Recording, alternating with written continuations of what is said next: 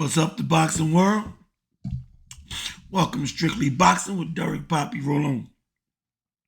Man, I've been kind of busy, man. I've been kind of working hard with these fighters, man. These youth and pros, and they just got me a little tired, man. I haven't had a chance to come on and chat with you guys, man, about boxing, man. I wanted to really get on this last weekend. We had a good fight card last Friday night on the 27th of September, man. It was the main event, man. It was two female fighters, and like I always tell you guys, the female boxing game is expanding, man. They're doing really good, man. There's some good fights, and it's exciting to watch these females, man. They fight to the death, man.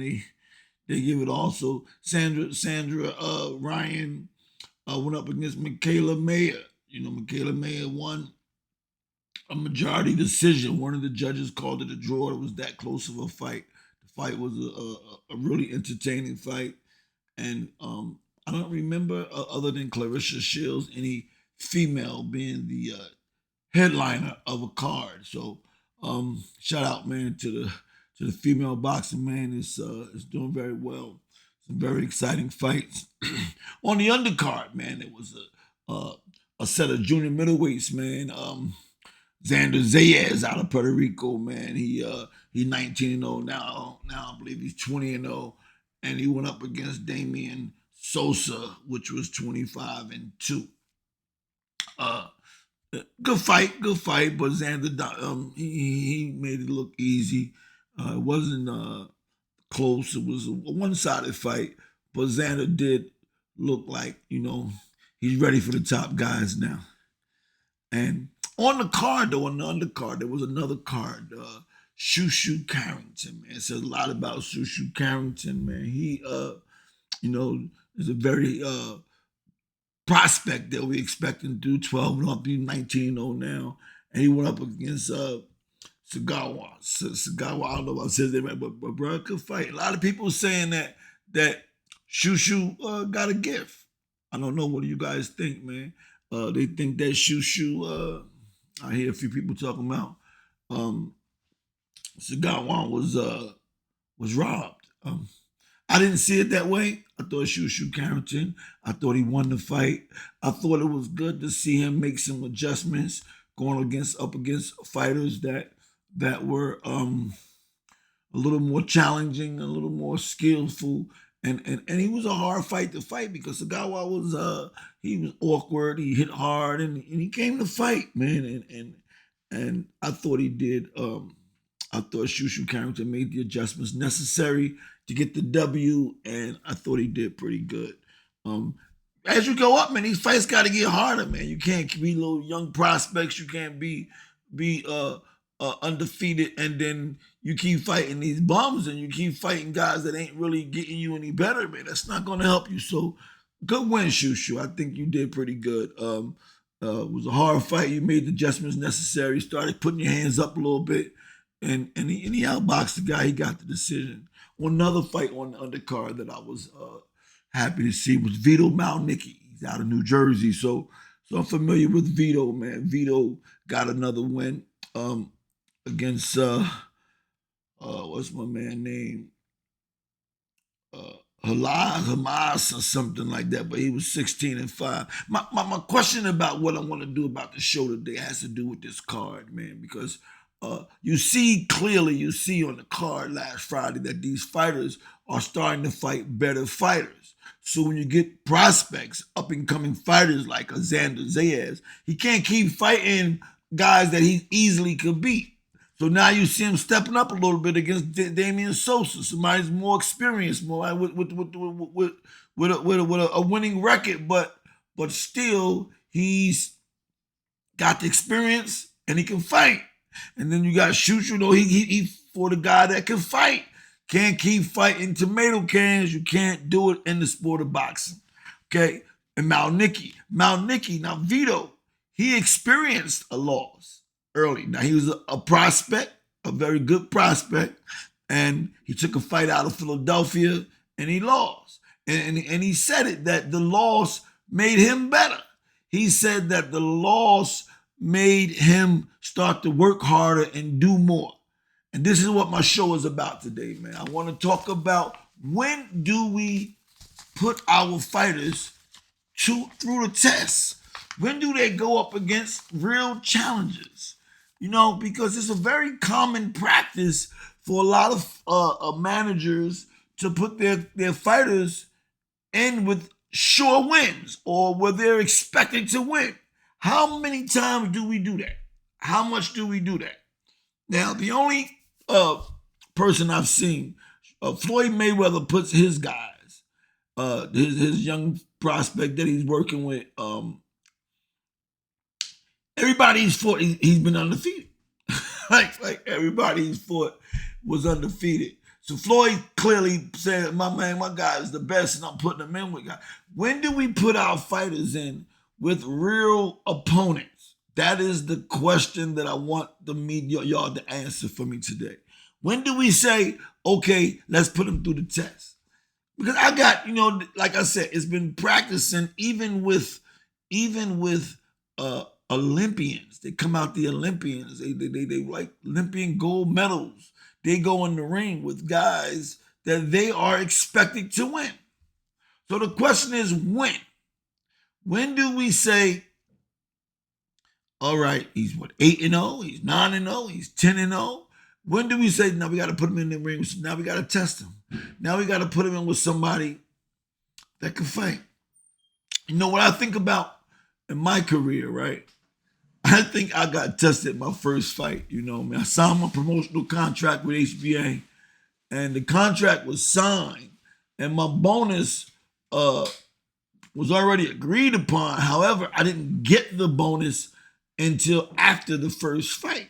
It was kind of like, you got to win this fight for you to get this bonus. So I didn't understand, the promotional contracts and things. But every promotional contract got a clause in it. And the clause says, in the event of a loss, the contract void. So you can't lose.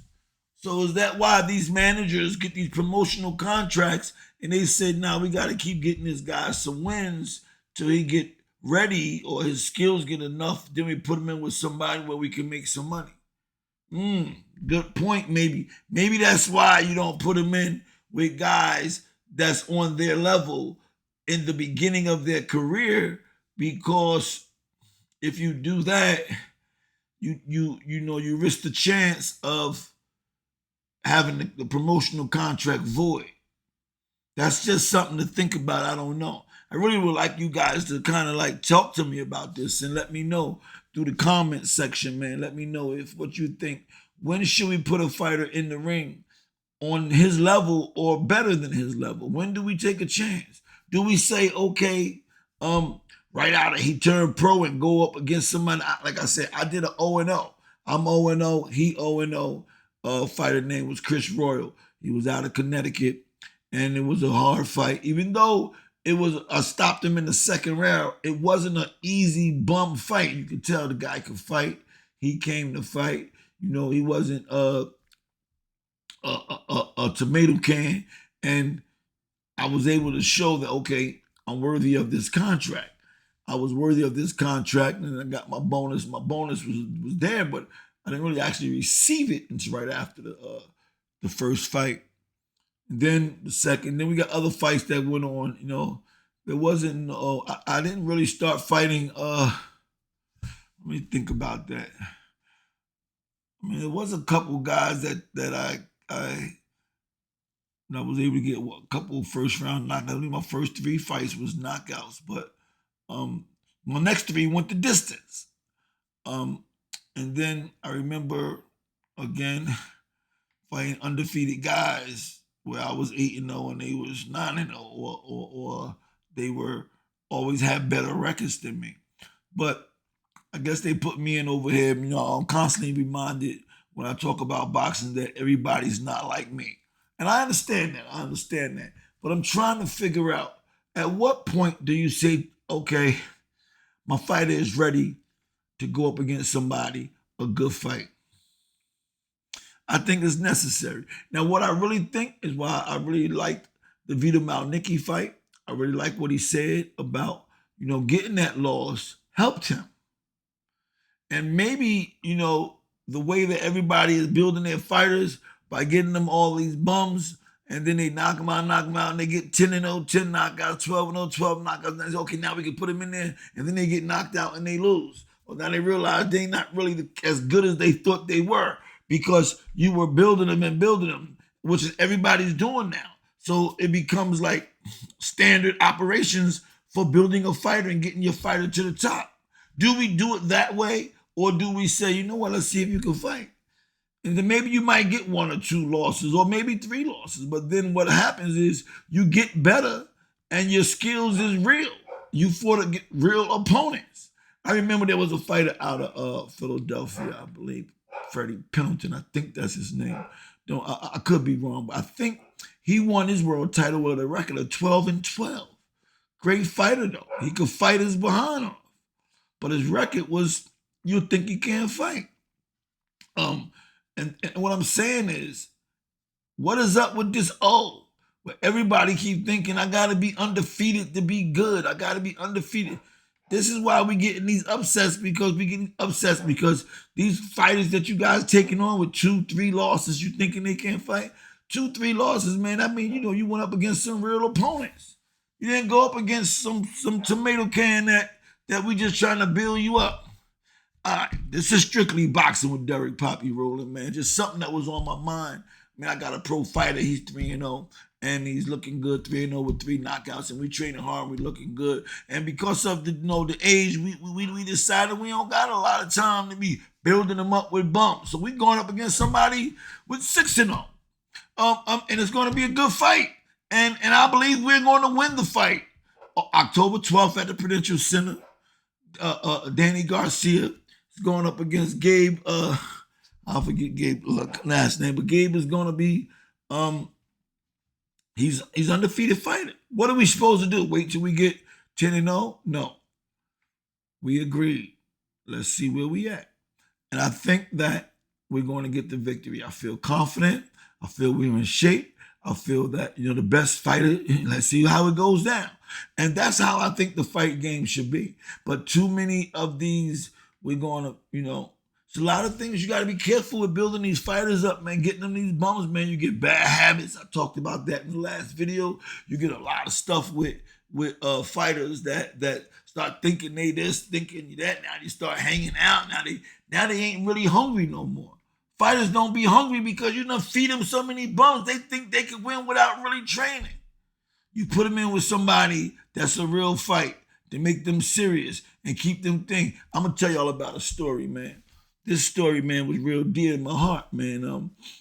They talked about, in the olden days, man. In the olden days, man, when they, like, the way salmon is over here, salmon was is a big fish, in any restaurant you go into. You go in any salmon. You go in any restaurant, man, salmon, any nice restaurant, salmon is on the menu. Salmon is a big fish, very popular fish. I like salmon too. There was a time where the salmon of today, back in the day, was cod. Cod was the salmon of the day a long time ago. Now, I hope you can check this story out, man. I'm about to tell y'all, man. It's going to be a real deep story. Now, cod was a fish that was transferred from distance, a far distance. It came from another country, came from a far place. So the cod and the fish, right?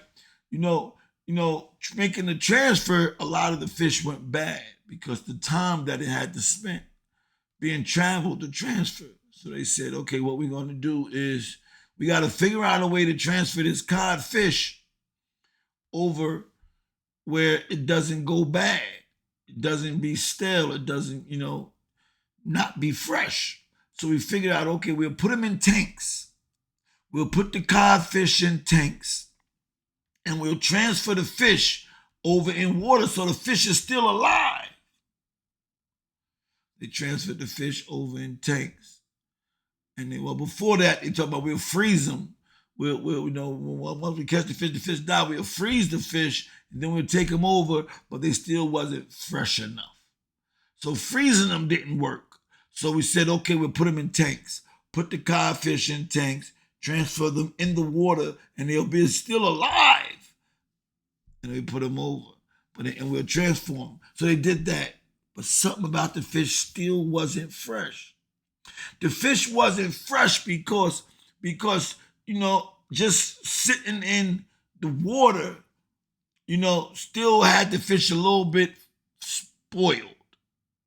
I know that's kind of hard to really get, but somebody came up with a plan. You know what we had to do? We got to put a shark in every tank. Now, by putting a shark in the tank, the cod had to stay on his P's and Q's through the whole transfer. He had to stay sharp. He had to still survive, so he had to stay on his P's and Q's. He didn't have enough time to just fall back and relax and just be transferred over. Made him spoil. I hope y'all can get that message, man. That's kind of deep right there. Put the shark in the tank. It's the same thing as keeping your fighter going up against somebody that has an opportunity to beat him. So he'll stay sharp. He stay on his P's and Q's because he ain't trying to get beat. Same like that codfish guy. He got to stay alert through the whole transportation process with the, being transferred over for fish. That's something deep to think about, man. If you really, really put that together, you're like, I gotta put a shark in the tank because the tank kind of makes you sharp.